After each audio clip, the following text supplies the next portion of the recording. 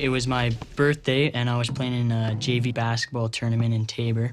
And the whole time that we were playing, anytime there was a timeout or there was a quiet part of the game, Beans would always yell out, "Happy birthday, Darren!" He probably said happy birthday to me 25 times in that game. Beans always made me feel good.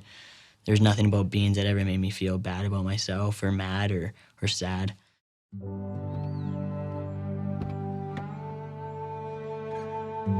Chris, actually, he was named Beans through his friends at school.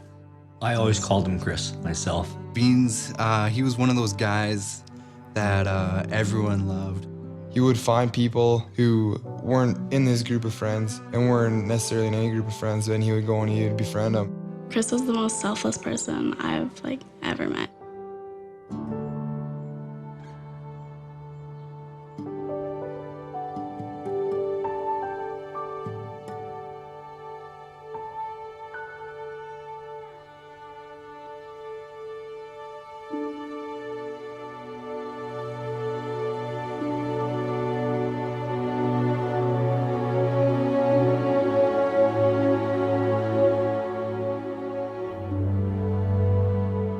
That morning, I went over with my seminary teacher, Brother Scott, to the Yokoyama's house. And I saw Beans' parents, and I went up to them and I said sorry. That's all I could say was sorry. I didn't know what else to say. For Darren, it wasn't physical. It was the anguish of losing a friend and knowing that another friend was hurt. That really hurt Darren. I continued to wonder and ponder what happened and actually wonder if Heavenly Father knew who I was and if he was actually there. It didn't make sense to me how I was the driver and Beans had passed away and Chris was in critical condition in Calgary. And I walked home that night. I was lost, I was confused, I was mad, I was angry, I was all these feelings. And I wanted answers now. I didn't want to wait. And Heavenly Father doesn't work that way, I've learned. He does it in different ways.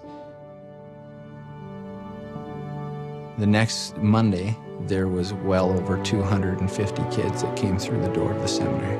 It was hard to watch kids struggle and cry, but it was comforting to see them turn to the Lord for that comfort rather than just seeking out friends. And there was a whole bunch of people there, and not one person to me ever said, "It's your fault," or anything like that. I could feel the love, I could feel the spirit. And I knew Beans was okay at that time, and that he didn't want us to be upset, that he was happy and he wanted us to carry on and be missionaries here on earth. At that time, I also learned that Heavenly Father knows who I am, knows who each of us are, and that he knows that if we have faith that we can conquer anything, and that he doesn't give us a trial that we can't overcome.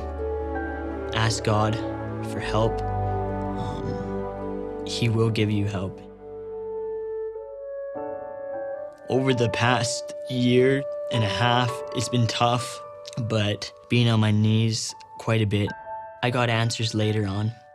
Plan of salvation, the atonement, it's real to me. Before, I mean, you learn it in seminary, you learn it in church your whole life when you're growing up.